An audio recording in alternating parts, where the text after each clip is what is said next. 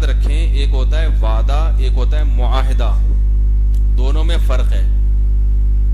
Agreement کی خلاف ورزی کسی قیمت پہ جائز نہیں ہے. ایگریمنٹ دو طرفہ ہوتا ہے، دونوں جانب سے.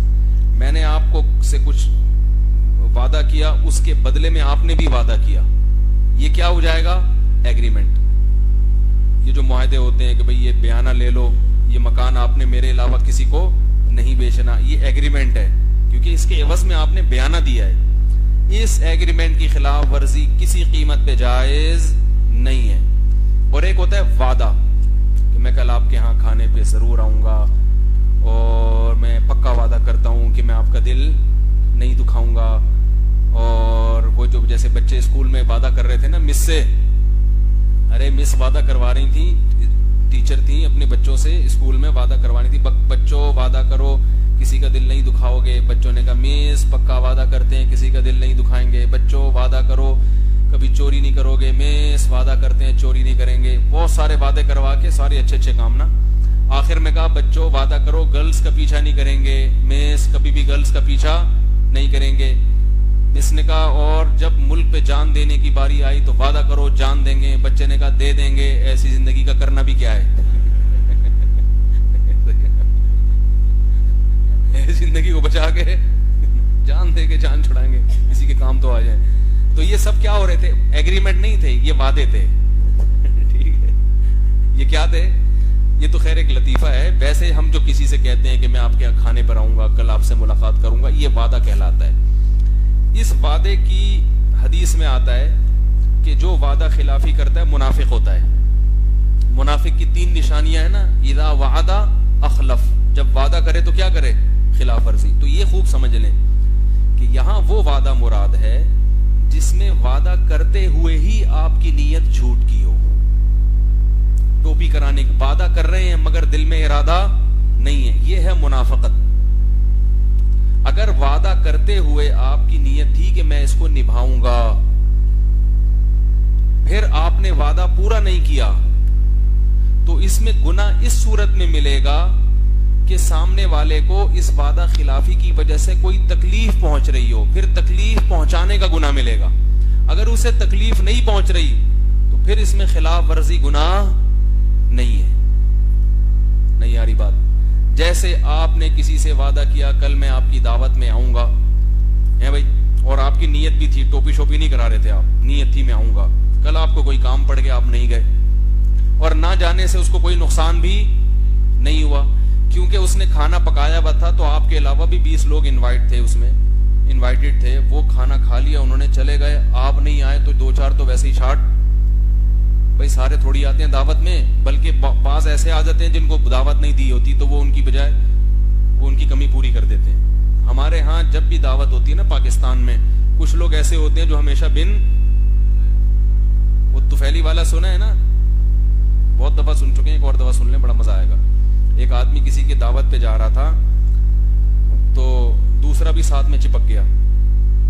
تو پہلے نے کہا یار دعوت میری ہے تو میں تمہیں کیوں لے کے جاؤں. اس نے کہا کہہ دینا طفیلی ہے. کچھ طفیلی میں بھی ہوتے ہیں نا، تو 1 کے 2 ہو گئے.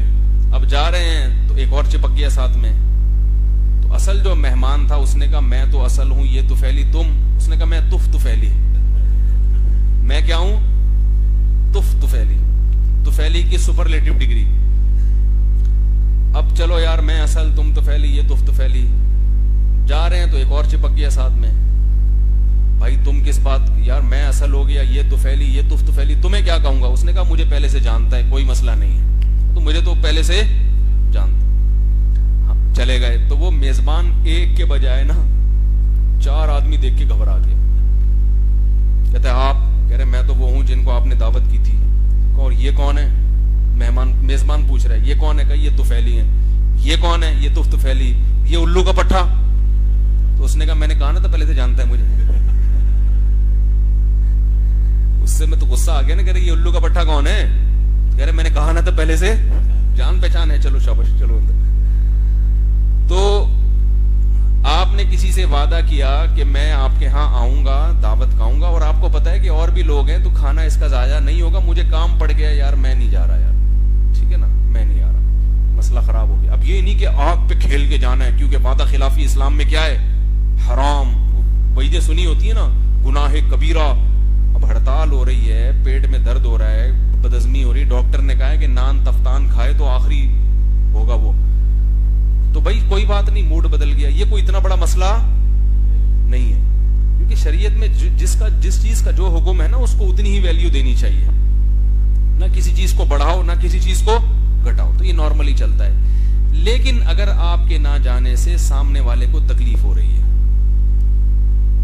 وہ انتظار میں بیٹھا ہوا ہے, بار بار گھڑی کی طرف دیکھ رہا ہے, پھر اگر آپ نہیں جاتے تو سامنے والے کو تکلیف پہنچانے کا گناہ ہوگا, کیونکہ کسی کو اذیت دینا جائز نہیں ہے. تو اس میں یا تو آپ جائیں, یا آپ بہت پہلے فون کر کے بتا دیں کہ بھائی مجھے کام پڑ گیا ہے, سوری میں نہیں آ سکتا. کیونکہ اس نے آپ کے لیے کھانا بنایا ہے, عین وقت پہ آپ کہہ رہے ہیں میں نہیں آ رہا, تو وہ بیچارہ کھانا, اتنی محنت اس کی ضائع ہوگی نا, بہت مشکل ہے بھائی. تو یاد رکھو, میں جب کسی کو ملاقات کا ٹائم دیتا ہوں, کئی دفعہ ایسے ہوا ہے ٹائم دیا, ہم اس کے لیے فارغ وقت نکال کے بیٹھ گئے, بہت سی ملاقاتوں کو کینسل کر دیا اور بندہ شارٹ, وہ آیا ہی نہیں, تو ہمیں بھی پھر غصہ آتا ہے. ایسے موقع پہ آپ کی اخلاقی ذمہ داری بنتی ہے کہ آپ فون کر کے پہلے سے انفارم کریں کہ مفتی صاحب آپ کے ساتھ ملاقات تھی 1 بجے, مجھے کوئی کام پڑ گیا, میں نہیں آ. اگر ہم فون نہیں اٹھا رہے, آپ میسج بھیج دیں, آپ اپنی ذمہ داری پوری کریں. پھر اگر ہمیں تکلیف ہو تو آپ کہیں بھائی ہم نے تو فون بھی کیا, آپ نے اٹھایا نہیں, میسج بھی کیا, آپ نے اٹھایا, آپ نے سنا نہیں. تو اب ظاہر ہے اس سے علاوہ تو اور کوئی نہیں ہو سکتا نا. پولیس تھوڑی بھیجے گا کہ ایس ایچ او صاحب آئے, مفتی صاحب کو بتا دیں کہ جی میں نہیں آ رہا آج. تو یہ ذمہ داری ہے, ہم نے کسی کو ملاقات کا ٹائم دیا, مجھے کوئی کام پڑ گیا, تو میری ذمہ داری ہے کہ میں اس کو فون کر کے اطلاع دوں کہ بھائی میں نے آپ کو 1 بجے کا ٹائم دیا تھا, مگر مجھے کوئی کام پڑ گیا. اور اگر اتفاق سے کل کیا ہوا ہے کہ کسی صاحب کو میں نے ٹائم دیا, میں کہیں نکل گیا تو میرا موبائل آف ہو گیا, اور موبائل میں چارجر بھی نہیں مل رہا کسی سے لگانے, وہ الگ قسم کی تار لگتی ہے اس میں, تو اب میں پریشان کہ جس کو ٹائم دیا وہ بیچارہ تکلیف میں ہوگا. اگلے دن میرا موبائل آن ہوا ہے, تو میں نے آن ہوتے ہی ان کو فون کر کے بتایا کہ بھائی یہ میری غلطی ہے, موبائل آف ہو گیا تھا, میں آپ کو انفارم. تو مان تو لو کم از کم آخری درجہ ہے کہ ہم نے جو تکلیف دی ہے ہماری غلطی ہے, ٹھیک ہے نا, اور اس غلطی کی وجہ. تو یہ تمیز معاشرے میں کیا ہوتی جا رہی ہے, بولو نا بھائی, معاشرے میں تمیز ختم.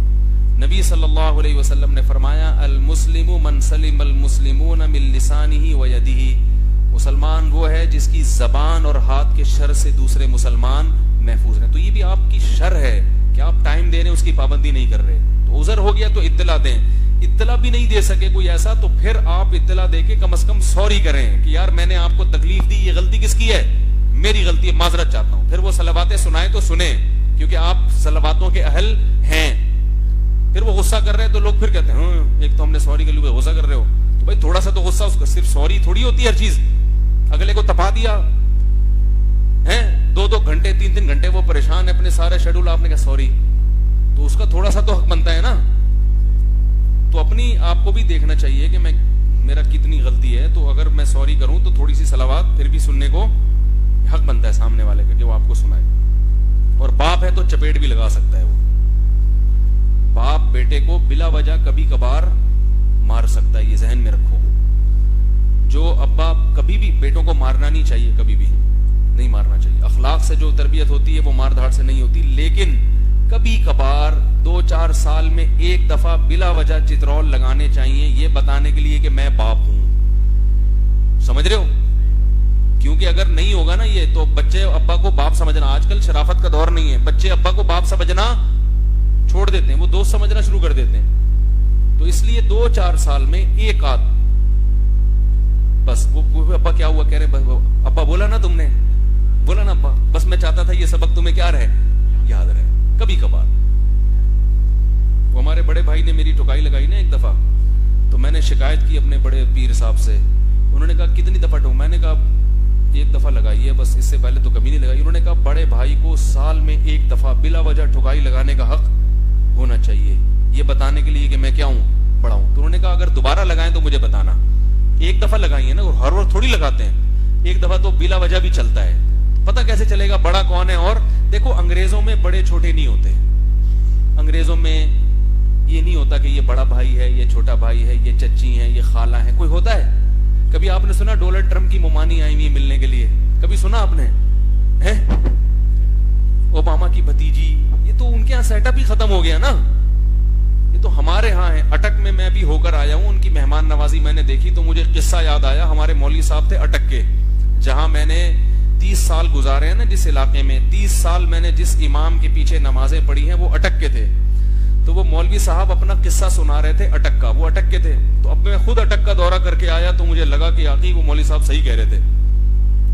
تو وہ مولوی صاحب کہہ رہے تھے کہ ہمارے گاؤں میں ایک انگریز آیا گھومنے پھرنے. کہہ رہے ہمارے کسی ریلیٹیو کا دوست تھا لندن میں, تو اس دوست کی دعوت پہ وہ انگریز آ گیا اٹک گھومنے پھرنے. اب سب کو پتا چلا اٹک والوں کے کہ یہ ہمارے فلاں کا دوست ہے, تو سب دعوت کر رہے ہیں اس کی. تو کہہ رہے وہ گورا اتنا تنگ آ گیا, اس گورے کو بتایا کہ آج جو تمہارا فرینڈ ہے اس کے چچا کے یہاں دعوت ہے. اچھا جی, رات ڈنر وہ دوسرے چچا, صبح ناشتہ تیسرے چچا, دوپہر کھانا چوتھے چچا. چچا ہی ختم نہیں ہو کے دے رہے, چاچے. پھر شروع ہوئے ہیں ماموں, ماموں ہی نہیں ختم ہو کے دے رہے. پھر وہ پھوپھیاں, پھر خالائیں, پھر کزن, بھائی بہن. وہ گورا حیران ہو گیا, یار ہمارے ہاں تو بندہ ہی مارکیٹ میں, بولو بھائی, ہمارا تو نہ بردر نہ سسٹر ہوگا تو ایک آدھ کہیں سے وہ ڈی این اے سے پکڑا گیا تھا, وہ ادھر رہتا ہے, وہ میرا بھائی لگتا ہے. پتا چلا مجھے سائنسدانوں نے بتایا کہ یہ کون ہے آپ کا, سائنسدانوں نے بتایا کہ یہ اللہ کی قسم تمہارا سگا بھائی ہے. ٹھیک ہے نا. تو وہ اتنا حیران ہوا کہ یار تمہارا کیا فیملی سسٹم ہے بھائی, خاندان ہے. تو اللہ کے بندو شکر ادا کرو, اللہ نے ہمیں خاندان دیے ہیں, اور یہ 2 بچے والی پالیسیاں ختم کرو, ورنہ کتے پالو گے خدا کی قسم. جو فیملی پلاننگ والا کہتے ہیں 2 بچے ہی اچھے, اس کا مطلب ہے پھر 4 کتے. بچوں کی کمی پوری کرنے کے لیے 6 بلیاں اور 4 کتے بڑھاپے میں رکھنے پڑیں گے تمہیں. نہ جوانی اچھی گزرتی ہے بچوں کے بغیر, نہ بڑھاپا اچھا گزرتا ہے. گھر بھرا ہوا ہونا چاہیے انسانوں سے. جوانی بھی اچھی گزرے گی انشاءاللہ, اور بڑھاپا بھی اچھا گزرے گا. بہویں ہوں گی, داماد ہوں گے, بیٹے بیٹیاں, پوتے پوتیاں, نواسے نواسیاں, ایک خاندان ہوگا. پھر تمہاری دعوتیں ہوں گی. عید پہ بڑے بیٹے نے دعوت کی ہے, منجلے بیٹے نے دعوت کی ہے, پھر بہو نے بلایا ہے, پھر فلاں نے بلایا ہے. اور اگر ایک آدھ بچے والا فلسفہ تو کتے نے بلایا ہے. وہ آ کے تمہارے سامنے دم ہلائے گا, تم بولو گے بڑا فرما بردار ہے, اسے دل بہلاؤ گے. تو یہ انگریز تو بیچارہ فطرت سے ہٹ گیا ہے, تم فطرت سے نہ ہٹو. کچھ مولویوں کی بھی سن لیا کرو. تو کیا تھا وہ, پتہ نہیں کہاں سے کیا بیان کر رہا تھا میں. یہ سوال کیا تھا کسی کا, سوال دکھا بھائی,